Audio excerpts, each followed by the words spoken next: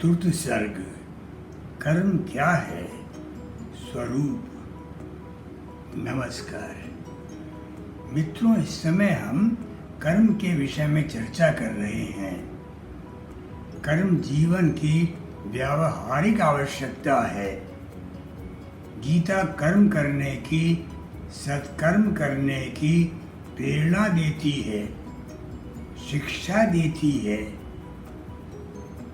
किंतु सत्कर्म अस्पष्ट भाववाचक शब्द है। यह क्रियात्मकता की आवश्यकता पर बल देता है, किंतु क्रियात्मकता को कर्म रूप में व्यक्त नहीं करता। अतः कर्म क्या है, इस पर गीता में स्पष्ट बल है। मनु ने प्रलय में बची हुई आर्य सेना के साथ लगभग 3000 ईसा पूर्व सारस्वत और उसके पास द्रविड़ देश पर पुनः विजय प्राप्त की और इस द्रविड़ देश को आर्यावर्त नाम दिया। अधिकांश द्रविड़ों ने प्रयाण किया। एक छोटा दल पूर्व में यमुना तक गया और मथुरा बसाई। बड़ा समूह अपनी बैलगाड़ियों से, भैंसा गाड़ियों से दक्षिण में समुद्र तक गया और केरल बसाया। शेष द्रविड़ वहीं रहे और पूर्ववत व्यापार करते रहे। आर्य प्रजापति मनु ने वर्ण के आधार पर समाज का गठन किया और वर्ण विजेता आर्य क्षत्रिय बने। उन्हें शासन और युद्ध का कार्य मिला। विजित श्याम वर्ण द्रविड़ वैश्य बने और उन्हें व्यापार के अतिरिक्त कृषि कर्म और गोपालन का कार्य भी मिला। कृष्ण वर्ण आदिवासियों को शूद्र कहा गया और उन्हें अन्य वर्णों की सेवा का कार्य मिला। क्षत्रियों में एक वर्ग कर्म कांड विधि विधान को समर्पित हो गया और ब्राह्मण या पुरोहित कहलाया। चौथे अध्याय के 13वें श्लोक में कृष्ण कहते हैं कि मैंने ही वर्ण बनाए, उनके कार्य निर्धारित किए। चातुर्वर्ण्यम मया सृष्टम। 4 वर्ण मैंने ही बनाए। चातुर्वर्ण्यम मया सृष्टम गुण कर्म विभागशः। इस अध्याय के पहले श्लोक में कृष्ण कहते हैं कि मैंने ही ज्ञान सूर्य को दिया और सूर्य ने उसे अपने पुत्र मनु को दिया। अत्यधिक शक्तिशाली होने से मनु को सूर्य पुत्र, विवस्वान पुत्र, वैवस्वत कहा जाता था। इस प्रकार मनु के द्वारा की गई वर्ण व्यवस्था वास्तव में भगवान की बनाई हुई है। भगवान ने चारों वर्णों के कार्य निर्धारित किए, किंतु गीता में वर्णानुसार कर्मों का विवरण एकमात्र अंतिम अध्याय के लगभग अंतिम भाग में है। ब्राह्मण के कर्म का विवरण 42वें श्लोक में है। क्षमा दमस तपः शौचम क्षांतिरार्जवमेव च। क्षमा, दम, तप, शौच, क्षांति, आर्जव। क्षांति, क्षमा दमस तपः शौर्यम क्षांतिरार्जव मेव च। ज्ञानम विज्ञानम आस्तिक्यम ब्रह्म कर्म स्वभावजम। क्षत्रिय के कर्मों का विवरण 43वें श्लोक में है। शौर्य तेजो धृतिर्दाक्ष युद्धे च अपलायनम। ये सबसे विशेष बात है, युद्ध में भागना नहीं। शौर्य तेजो धृतिर्दाक्ष्यम युद्धे च अपलायनम दानमीश्वर भावश्च क्षात्र कर्म स्वभावजम। वैश्यों के 3 कर्मों का उल्लेख 44वें श्लोक के केवल प्रथम चरण में है। कृषि गोरक्ष व्यवसायम वैश्य कर्म स्वभावजम। कृषि गोरक्ष व्यवसाय ये वैश्य के 3 कर्म हैं। अभी तक आदिवासी कृषि और गोरक्षण का कार्य करते थे।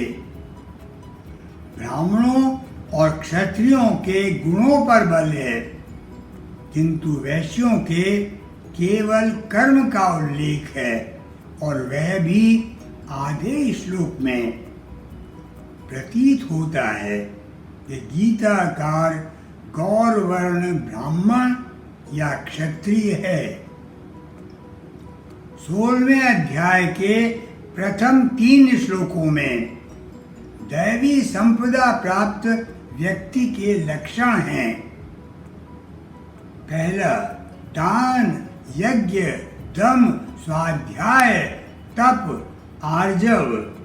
दूसरा, अहिंसा, सत्य, अक्रोध, त्याग, शांति, दया आदि।